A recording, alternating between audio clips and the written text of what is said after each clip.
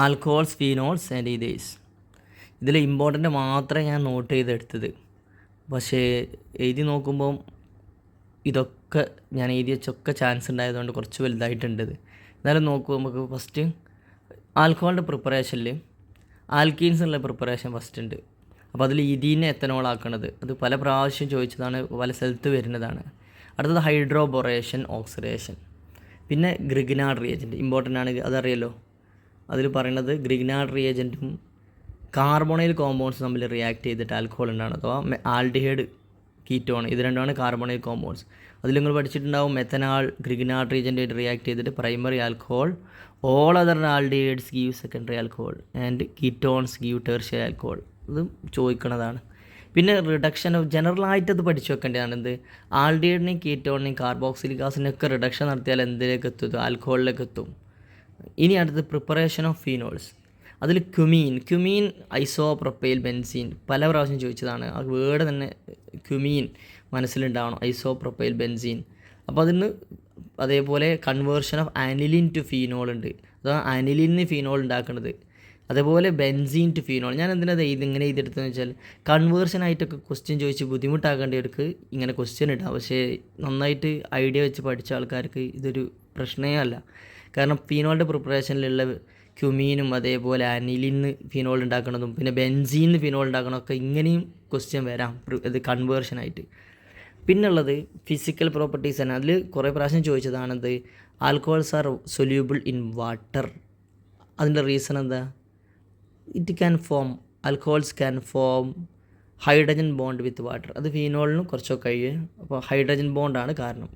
Then chemical reactions first ആസിഡിറ്റിനെ പറ്റിയാണ് പറയണത്. ആസിഡിറ്റി ഓഫ് ആൽക്കഹോൾസും ഫീനോൾസും നന്നായിട്ട് പഠിക്കുമ്പോൾ അതിന് എങ്ങനെയാണ് ആസിഡിറ്റി കാണിക്കുന്ന ടെസ്റ്റുകളൊക്കെ ചോദിക്കും. ഒക്കെ സിമ്പിളാണ്. ആൽക്കഹോളും ഫീനോളും ആസിഡുമായിട്ട് ആസിഡിറ്റി ആകാൻ കാരണം എന്താ? ബേസുമായിട്ട് റിയാക്ട് ചെയ്തിട്ട് ഹൈഡ്രജൻ ഗ്യാസ് പ്രൊഡ്യൂസ് ചെയ്യണതും. അതുപോലെ അതിനേക്കാളും മെയിൻ പോയിൻ്റാണിത്, ഫീനോൾസ് ആണ് മോർ ആസിഡിക് ദാൻ ആൽക്കഹോൾ. അത് വല്ലാണ്ട് ചോദിക്കേണ്ടത്. അതിനുള്ള റീസണൊക്കെ അറിയാലോ. ആൽക്കോക്സൈഡ് അയണും ഫീനോക്സൈഡ് അയണിൻ്റെയും ഒരു സ്റ്റെബിലിറ്റി കമ്പാരിസൺ ഉണ്ട്, ജസ്റ്റ് ഒന്ന് നോക്കുക. റെസണൻസ് ഒക്കെ വരുന്നുണ്ട് അതിൽ. പിന്നെ എസ്റ്ററിഫിക്കേഷൻ ഷുവർ ക്വസ്റ്റ്യൻ ആയിട്ട് മനസ്സിലാക്കണം. കാരണം ഈ ചാപ്റ്ററിൽ മാത്രമല്ല അത്. എസ്റ്ററിഫിക്കേഷൻ എന്ന് പറഞ്ഞാൽ എസ്റ്റർ ഉണ്ടാവണമെങ്കിൽ ആൽക്കഹോളും വേണം, കാർബോക്സിലിക് ആസിഡ് എസ്റ്റർ ഉണ്ടാവും. ദെൻ റിയാക്ഷൻ വിത്ത് HX, അതിലാണ് നമ്മുടെ ലൂക്കാസ് ടെസ്റ്റ്. സോ ഈ HX എന്ന് പറഞ്ഞാൽ HCl അതേപോലെ സിങ്ക് ക്ലോറൈഡും ചേർന്ന മിക്സ്ചറായി അത് ഉപയോഗിച്ചിട്ട് നമുക്ക് എന്ത് ചെയ്യാം? പ്രൈമറി, സെക്കൻഡറി, ടെർഷ്യറി ആൽക്കഹോളിനെ തിരിച്ചറിയാൻ പറ്റും. അതിൽ ശ്രദ്ധിക്കാനുള്ളത് ടെർഷ്യറി ആൽക്കഹോളാണെന്ത് ടെർബിഡിറ്റി പെട്ടെന്ന് തരിക. ആ ഓർഡർ ഓർമ്മ ഉണ്ടല്ലോ. ടെർഷ്യറി എന്തെങ്കിലും ലൂക്കാസ് റിയേജൻ്റ് പറഞ്ഞാൽ എന്താ? കോൺസെൻട്രേറ്റഡ് HClഉം അൺഹൈഡ്രസ് സിങ്ക് ക്ലോറൈഡും അതൊരു റിയാക്ട് ചെയ്തിട്ട് ഇമ്മീഡിയറ്റ് ആയിട്ട് പ്രസിപ്പിറ്റേറ്റ് ടെർബിഡിറ്റി തരുന്നത് ടെർഷ്യറി. സെക്കൻഡറി കുറച്ച് ടൈം കഴിഞ്ഞിട്ട് പ്രൈമറി റിയാക്ട് ചെയ്യില്ല, ഉറത്തുവെച്ചൊക്കെ റൂം ടെമ്പറേച്ചറിൽ ആണിത്. പിന്നെ ഡീഹൈഡ്രേഷൻ നമ്മൾക്ക് എന്താ സംഭവം വെച്ചാൽ എത്തനോളിനെ ഈഥീനാക്കി മാറ്റുക എന്നർത്ഥം. എത്തനോൾ ഡീഹൈഡ്രേഷൻ എന്ന് പറഞ്ഞാൽ എന്താവും? വാട്ടർ നഷ്ടപ്പെട്ടാൽ ഈഥീനാവും. കാരണം ഈഥീന് നേരത്തെ നമ്മൾ എത്തനോൾ പ്രിപ്പയർ ചെയ്തണല്ലോ, അത് ഹൈഡ്രേഷനാണ്. പിന്നെ ഓക്സിഡേഷൻ ഓഫ് എത്തനോൾ, ഇതും ജനറലായിട്ട് പഠിച്ചു വെക്കാനുള്ളതാണ്. എത്തനോളിന് ഓക്സിഡേഷൻ നടത്തിയാൽ എന്താവും? ആൽഡിഹൈഡ് ആവാം. അത് എത്തനോളാകുമ്പോൾ എത്തനാളാവും. നേരത്തെ പറഞ്ഞല്ലോ എന്ത്? എത്തനാളിന് റിഡക്ഷൻ നടത്തിയാൽ എന്താവും? ആൽഡിഹൈഡിന് റിഡക്ഷൻ നടത്തിയാൽ ആൽക്കഹോൾ ആവുമെങ്കിൽ ആൽക്കഹോളിന് ഓക്സിഡേഷൻ നടത്തിയാൽ തിരിച്ച് ആൽഡിഹൈഡ് ഉണ്ടാവും. അത്രയേ ഉള്ളൂ. ദെൻ വേപ്പേഴ്സ്, അതിന് വേറെ പോയിൻ്റ്, അത് ചാൻസ് ഉള്ളതാണ് കേട്ടോ. ഈ ആൽക്കഹോളിൻ്റെ വേപ്പർ, അത് പ്രൈമറി ആൽക്കഹോളിൻ്റെ വേപ്പർ നമ്മൾ ചൂടാക്കി വെച്ച കോപ്പറിൻ്റെ മുകളിലൂടെ കടത്തി വിട്ടാൽ അത് ആൽഡിഹൈഡ് ആവും. അതേസമയത്ത് സെക്കൻഡറി ആൽക്കഹോളിൻ്റെ വേപ്പർ ആണെങ്കിൽ കീറ്റോൺ ആണ് ആവുക. അതൊന്നും നോട്ട് ഇതൊക്കെ അഥവാ ഹീറ്റഡ് കോപ്പറിൽ പാസ് ചെയ്യണത്. ദെൻ റിയാക്ഷൻസ് ഓഫ് ഫീനോൾ, അതിലാണ് ഫസ്റ്റ് ഇലക്ട്രോഫിലിക് അരോമാറ്റിക് സബ്സ്റ്റിറ്റ്യൂഷൻ. അതിൽ phenol dilute nitric acid react ചെയ്യുമ്പോഴതും കോൺസെൻട്രേറ്റഡ് നൈട്രിക് ആസിഡ് റിയാക്ട് ചെയ്യുമ്പോഴും അത് രണ്ടും പല പ്രാവശ്യം ചോദിച്ചതാണ്. റിപ്പീറ്റഡ് ക്വസ്റ്റ്യനാണ് അതൊക്കെ. അപ്പോൾ ഡൈല്യൂട്ട് നൈട്രിക് ആസിഡ് റിയാക്ട് ചെയ്യുമ്പോൾ ഓർത്തോനൈട്രോഫീനോളും പാരാനൈട്രോഫീനോളും രണ്ടും ഉണ്ടാവും. പിന്നെ അതിനെ പെട്ടെന്ന് സെപ്പറേറ്റ് ചെയ്യാൻ കഴിയും. അത് ഡിസ്റ്റിലേഷൻ നടത്തുന്നത് അതൊന്ന് പഠിച്ചു വെക്കാണ്ട് ഇതിലൊരു ഹൈഡ്രജൻ ബോണ്ടിൻ്റെ കാര്യം പറയുന്നുണ്ട്. പാരാനൈട്രോഫീനോളിൽ എന്തുണ്ട്? ഇൻ്റർമോളിക്കുലർ ഹൈഡ്രജൻ ബോണ്ടിങ് ഉണ്ട്. ദെൻ അടുത്തത് concentrated nitric acid. Phenol concentrated nitric ആസിഡായിട്ട് റിയാക്ട് ചെയ്ത പിക്കരിക് ആസിഡ്, അറിയാലോ 2,4,6 ട്രൈ നൈട്രോഫീനോൾ വെരി ഇമ്പോർട്ടൻ്റ് ആണ്, നിർബന്ധമായി പഠിച്ചു വെക്കണം. പിന്നെ ഫീനോൾ ബ്രോമിൻ വാട്ടറുമായിട്ട് റിയാക്ട് ചെയ്യുമ്പോഴാണിത് 2,4,6 ട്രൈ ബ്രോമോ ഫീനോൾ ഉണ്ടാവുന്നത്. ഇവിടെ ശരിക്ക് മോണോ സബ്സ്റ്റിറ്റ്യൂട്ട് ആയിട്ട് ഒരൊറ്റ പൊസിഷനിൽ മാത്രം ബ്രോമി വരണമെങ്കിൽ നമ്മൾ ബ്രോമിൻ ഇൻ CS2 ആണ് എടുക്കേണ്ടത്, അതും നോട്ട് ചെയ്യണം. വാട്ടർ ആകുമ്പോൾ ഇങ്ങനെയാണ്, ഇതൊരു വൈറ്റ് പ്രസിപ്പിറ്റേറ്റ് ആയിട്ടാണ് ഈ പ്രോഡക്റ്റ് വരും കേട്ടോ, അതും പബ്ലിക് ക്വസ്റ്റ്യൻ ആണ്, ഇനിയും ചോദിക്കും. ഇനി കോൾപ്സ് റിയാക്ഷൻ എന്ന് പറഞ്ഞത് നെയിം റിയാക്ഷനാണ് അടുത്ത് വരുന്നത്. ഫീനോളിനെ സാലിസൈലിക് ആസിഡ് ആവണം മെയിൻ റിയാക്ഷൻ, നെയിം റിയാക്ഷനാണ് കോൾപ്സ് റിയാക്ഷൻ. അഥവാ ക്വസ്റ്റ്യൻ ആൾക്ക് നിങ്ങളൊന്ന് ബുദ്ധിമുട്ടാക്കണം എന്നുണ്ട്, അഥവാ കോൾബ് നേരിട്ട് ചോദിച്ചാൽ നിങ്ങൾ ഇതൊന്ന് ഉറപ്പായതുകൊണ്ട് അയാൾക്ക് എങ്ങനെ ചോദിക്കുകയാണെങ്കിൽ how to convert phenol to salicylic acid ചോദിക്കാം. അല്ലെങ്കിൽ ഫീനോൾ തന്നിട്ട് ഒരു ഗീവ്സ് ആരോൻ്റെ മുകളിൽ എന്ത് കൊടുക്കാം, കാർബൺ ഡൈ ഓക്സൈഡ് കൊടുത്തിട്ടൊക്കെ ആ ക്വസ്റ്റ്യൻ വരാറുണ്ട്. അതേപോലെ റീമർ ടീമൻ റിയാക്ഷൻ നെയിം റിയാക്ഷൻ ആണ്, ഇമ്പോർട്ടൻ്റ് ആണ്. അത് നേരത്തെ പറഞ്ഞ പോലെ ക്വസ്റ്റ്യൻ ആൾക്ക് ചിലപ്പോൾ അത് കൺവേർഷൻ ആയിട്ടൊക്കെ ചോദിക്കും. കാരണം ഈ പ്രിപ്പറേഷൻ എന്താ, ഫീനോളിനെ സാലിസിലാൽഡിഹൈഡ് ആണ് റിയാക്ഷനാണിത്. അപ്പോൾ അത് പല രീതിയിലും കൺവേർഷനായിട്ടൊക്കെ വന്നിട്ടുണ്ട്, ഒന്ന് ശ്രദ്ധിക്കാം.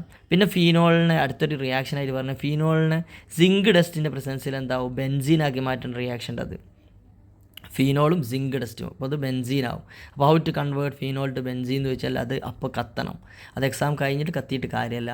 അതാണ് ഇതിൻ്റെ ഈ കൺവേർഷൻ്റെ ഒരു പ്രശ്നം. ഇനി അടുത്തത് ഓക്സിഡേഷൻ ഓഫ് ഫിനോളിൽ പറയേണ്ടത് അത് ബെൻസോക്കിനോൺ ആവണം, ഒരു വളരെ ഡാർക്ക് കളേർഡ് സബ്സ്റ്റൻസ് ആണ്. അത് അത്ര ഇമ്പോർട്ടൻ്റ് ഒന്നും അല്ല, പക്ഷേ ഞാൻ ഇതിന് ഇമ്പോർട്ടൻ്റ് ആക്കി ഇപ്രാവശ്യം നോട്ട് ചെയ്ത് വെച്ചതാണ്. ദെൻ കൊമേഴ്സ്യലി ഇമ്പോർട്ടൻ്റ് ആൽക്കഹോൾസ് 2 അത് മെയിൻ 2 ഇമ്പോർട്ടൻ്റ് ആണ്, മെത്തനോൾ ആൻഡ് എത്തനോൾ. മെത്തനോളിൻ്റെ വുഡ് സ്പിരിറ്റ് എന്നാണ് പേര്, അതിൻ്റെ പ്രിപ്പറേഷൻ പഠിച്ചു വെക്കണം. കാർബൺ മോണോക്സൈഡിൽ നിന്ന് മെത്തനോൾ ഉണ്ടാവണതുണ്ട്. അതുപോലെ മെത്തനോളിൻ്റെ യൂസ് അറിയണം, സിമ്പിളാണ് യൂസൊക്കെ, അത് വാർണിഷ് അങ്ങനെ കുറച്ച് എക്സാമ്പിൾ ഉണ്ട്. ദെൻ എത്തനോൾ എന്ന് പറയുമ്പോൾ അതിൻ്റെ ഫസ്റ്റ് നമ്മൾ അറിയേണ്ടത് എത്തനോളിൻ്റെ പ്രിപ്പറേഷനാണ്. എത്തനോളിൻ്റെ പ്രിപ്പറേഷൻ എന്ന് പറഞ്ഞാൽ അത് മൊളാസസ് നിന്ന് ഉണ്ടാക്കേണ്ടതുണ്ട്, ഷുഗർ കെയിൻ എന്നുണ്ട്, ഫ്രൂട്ട്സ് എന്നുണ്ട്. 2 സ്റ്റെപ്പിൽ ഫെർമെൻറ്റേഷൻ നടത്തുന്ന ഇത് നന്നായിട്ട് പഠിച്ചേക്കുക. ഇൻവെർട്ടേഴ്സും സൈമേഴ്സും ഉള്ള ഇക്വേഷൻ മൊളാസസ് എന്നൊക്കെ ഓർത്ത് വെക്കുക. അത് കഴിഞ്ഞ കൊല്ലം പബ്ലിക്കിനും മോഡലിന് ചോദിച്ചു, ഈ പ്രാവശ്യം മോഡലിന് ചോദിച്ചതാണ്. പിന്നെ അതിൻ്റെ വേറെ പ്രിപ്പറേഷൻ എത്തനോളിൻ്റെ ശരിക്കും എന്ന് പറഞ്ഞാൽ മാനുഫാക്ചർ എന്ന് പറഞ്ഞാൽ ഇത് മാനുഫാക്ചർ ഓഫ് എത്തനോൾ എന്ന് പറഞ്ഞാൽ ഹൈഡ്രേഷൻ ഓഫ് ഇഥീനാണ്, ഇഥീനെ വാട്ടർ ചേർത്തിട്ടാണ് അത് മാനുഫാക്ചർ. പിന്നെ ഡീനാച്ചുറേഷൻ ഓഫ് ആൽക്കഹോൾ എന്ന് പറഞ്ഞ ടേം ഇമ്പോർട്ടൻ്റ് ആണ്. ആൽക്കഹോളിൻ്റെ ഡീനാച്ചുറേഷൻ പ്രോസസ്സ് ചെയ്യാൻ വേണ്ടിയിട്ട് എങ്ങനെയാണ് എന്ത് ചേർക്കും എന്നുള്ളതും വെരി ഇമ്പോർട്ടൻ്റ് ആണ്. അതിൽ പിരിഡിനും അതേപോലെ കോപ്പർ സൾഫേറ്റും ചേർത്ത് കുടിക്കാൻ പറ്റാതാക്കുന്ന പ്രോസസ്സാണ്. എത്തനോളിനൊക്കെ കുടിക്കാൻ പറ്റാത്ത രീതിയിലാക്കുന്നതാണ് ആ പ്രോസസ്സാണെന്ത്, denaturation, unfit for drinking purpose. ഇനി അടുത്തത് ഈതേഴ്സ് എന്ന് പറഞ്ഞാൽ ഇപ്പം ബാക്കിയുള്ളതിൽ അത്യാവശ്യം ഇമ്പോർട്ടൻ്റ് ഒക്കെ ഞാൻ പറഞ്ഞിട്ടുണ്ട്. ഈതേഴ്സ് വരുമ്പോൾ ഈതേഴ്സിൽ ഫസ്റ്റ് തന്നെ പ്രിപ്പറേഷൻ, അതിൽ ഏറ്റവും ഇമ്പോർട്ടൻ്റ് ആയിട്ട് തോന്നുന്നത് വില്യംസൺ സിന്തസിസ് ആണ്. പക്ഷേ അതിനു മുമ്പ് ഇത് പറയണം, ഡീഹൈഡ്രേഷനും ആൽക്കഹോളുണ്ട്, 2 ടെമ്പറേച്ചർ ഡിഫറൻസ് അനുസരിച്ചൊരു റിയാക്ഷൻ. ഇവിടെ നമ്മൾ ഈതർ ഉണ്ടാക്കണമായതുകൊണ്ട് അതിൻ്റെ ഇമ്പോർട്ടൻറ്റ് നോക്കുക, ടെമ്പറേച്ചർ 413 കെൽവിൻ, 413 കെൽവിനാണ്. അത് 443 ആകുമ്പോൾ അത് ഈഥീനാവും കേട്ടോ, അതുകൊണ്ട് അതങ്ങനെ തന്നെ ശ്രദ്ധിച്ച് എഴുതി പഠിക്കണം. പിന്നെ വില്യംസൺ സിന്തസിസ്, ആൽക്കൈൽ ഹാലൈഡും സോഡിയം ആൽക്കോക്സൈഡും ചേർന്നിട്ട് ഈതർ ഉണ്ടാവുന്നതാണ് വില്യംസൺ സിന്തസിസ്. അതിൽ നിന്ന് വേറെ ചില ക്വസ്റ്റ്യൻസ് ഒക്കെ ഉണ്ട്, അത് ശ്രദ്ധിക്കണം. ടെർഷറി ആയിട്ടുള്ള ഗ്രൂപ്പ് വരണമെങ്കിൽ എങ്ങനെ റിയാക്ട് ചെയ്യണം എന്നൊക്കെ. പിന്നെ അതിൽ ഇമ്പോർട്ടൻ്റ് ആയി തോന്നിയത് ഇലക്ട്രോഫിലിക് സബ്സ്റ്റിറ്റ്യൂഷൻ റിയാക്ഷൻസ് ആണ് ഈതറിൻ്റെ, അതൊന്ന് ജസ്റ്റ് എഴുതി പഠിക്കാം, നമ്മൾ സാധാരണ എഴുതി പഠിക്കുമ്പോൾ. പിന്നെ അതിൽ ചില ബോണ്ട് ബ്രേക്കിംഗ് കാര്യങ്ങളൊക്കെ ഉണ്ട്, അത് പ്രീവിയസ് ക്വസ്റ്റ്യൻ നോക്കി എന്തായാലും കിട്ടും. അന്ന് നോപ്പം കൂടുതൽ പറയുന്നുള്ളത് ബോണ്ട് ബ്രേക്കിങ്ങിൽ അത് ഡബിൾ ബോണ്ട് ക്യാരക്ടറുള്ള ഭാഗം വരുന്നിടത്ത് എങ്ങനെ ബോണ്ട് ബ്രേക്ക് ചെയ്യില്ല എന്നൊക്കെ വരുന്നത് നിങ്ങളൊന്ന് നോക്കുക. ഓക്കെ.